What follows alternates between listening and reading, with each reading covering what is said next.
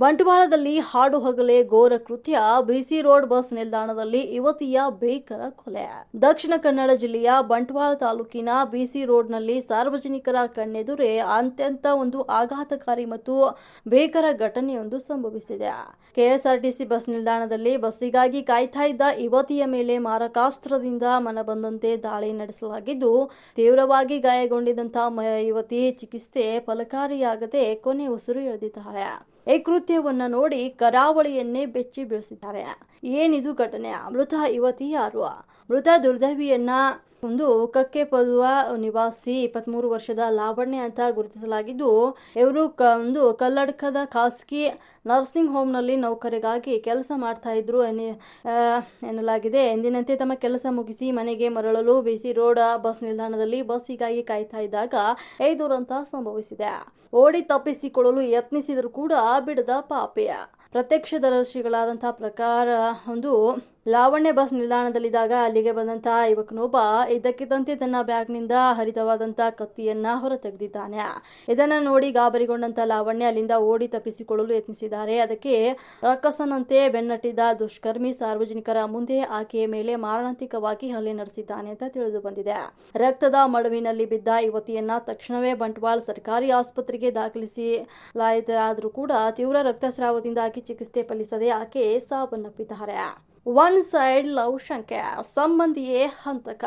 ಹೌದು, ಲಾವಣ್ಯ ಅವರ ದೂರದ ಸಂಬಂಧಿಯೇ ಆತ ಚೇತನ್ ಎಂಬಾತನೇ ಒಂದು ಘೋರ ಕೃತ್ಯ ಎಸಗಿದ ಆರೋಪಿ ಅಂತ ತಿಳಿದು ಬಂದಿದ್ದು, ಪ್ರಾಥಮಿಕ ಮಾಹಿತಿಗಳ ಪ್ರಕಾರ ಈ ಒಂದು ಭೀಕರ ದಾಳಿಗೆ ಏಕಮುಖ ಪ್ರೀತಿ ಅಂತ ಕಾರಣ ಆಗಬಹುದಂತ ಬಲವಂತವಾಗಿ ಶಂಕೆ ವ್ಯಕ್ತವಾಗಿದೆ. ಯುವತಿ ತನ್ನ ಪ್ರೀತಿಯನ್ನ ನಿರಾಕರಿಸಿದ್ದಕ್ಕೆ ಈ ಕೊಲೆ ನಡೆದಿದೆ ಎಂಬ ಆಯಾಮದಿಂದ ತನಿಖೆ ನಡೀತಾ ಇದೆ.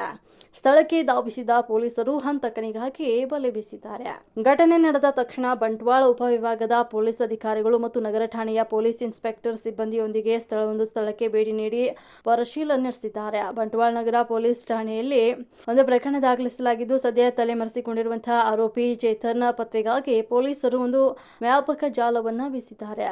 ಹಾಡು ಹಗಲೇ ನೂರಾರು ಜನ ಓಡಾಟವಿರುವಂತಹ ಸಾರ್ವಜನಿಕರ ಬಸ್ ನಿಲ್ದಾಣದಲ್ಲಿ ಒಂದು ಭೀಕರ ಹತ್ಯೆ ಸಾರ್ವಜನಿಕ ವಲಯದಲ್ಲಿ ತೀವ್ರ ಆತಂಕ ಹಾಗೂ ಆಕ್ರೋಶಕ್ಕೆ ಕಾರಣವಾಗಿದೆ. ಮಹಿಳೆಯರ ಸುರಕ್ಷತೆಯ ಬಗ್ಗೆ ತೀವ್ರ ಕಳವಳ ವ್ಯಕ್ತವಾಗ್ತಾ ಇದ್ದು, ಹಂತಕನಿಗೆ ಕಠಿಣ ಶಿಕ್ಷೆ ಆಗಬೇಕು ಅಂತ ಸಾರ್ವಜನಿಕ ಜಾಲತಾಣಗಳಲ್ಲಿ ನೆಟ್ಟಿಗರು ಒಂದು ಆಗ್ರಹಿಸಿದ್ದಾರೆ.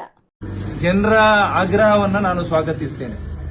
ಈ ರೀತಿಯ ಪ್ರಕ್ರಿಯೆಗಳು ಸಮಾಜದಲ್ಲಿ ನಡೆದರೆ ಯಾರು ಕೂಡ ಬದುಕುವಂತ ಆ ವ್ಯವಸ್ಥೆಯೇ ಸಮಾಜದಲ್ಲಿ ಇಲ್ಲ ಅನ್ನತಕ್ಕಂಥ ಸಂದೇಶ ಇವತ್ತಿನ ಈ ಪೈಶಾಚಿಕ ಕೃತ್ಯದ ಮುಖಾಂತರ ಸಾಬೀತಾಗಿದೆ. ಜನರ ಅಪೇಕ್ಷೆಗೆ ಅನುಗುಣವಾಗಿ ಆ ಎನ್ಕೌಂಟರ್ ಮಾಡತಕ್ಕಂಥ ವ್ಯವಸ್ಥೆಯನ್ನ ಇಲಾಖೆ ಮಾಡಿದ್ರೆ ಖಂಡಿತ ಸಮಾಜ ಅದನ್ನ ಗೌರವಿಸುತ್ತದೆ ಅನ್ನತಕ್ಕಂಥ ವಿಚಾರವನ್ನು ಕೂಡ ಈ ಸಂದರ್ಭದಲ್ಲಿ ನಾನು ಉಲ್ಲೇಖ ಮಾಡ್ತೇನೆ.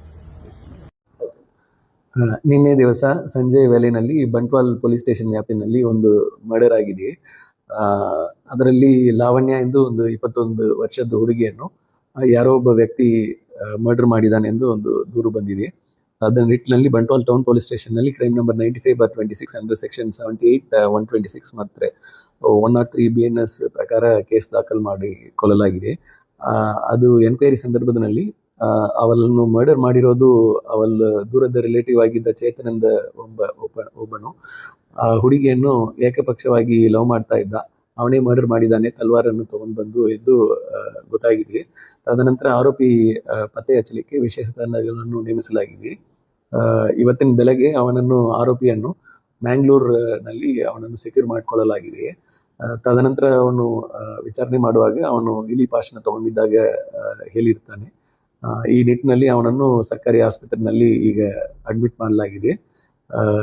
ನಂತರ ಅವನನ್ನು ಅರೆಸ್ಟ್ ಪ್ರೊಸೀಜರ್ ಕಂಪ್ಲೀಟ್ ಮಾಡಿ ಈಗ ಲೀಗಲ್ ಮುಂದೆ ಕಾನೂನು ಕ್ರಮ ತಗೊಳ್ಳಲಾಗುವುದು.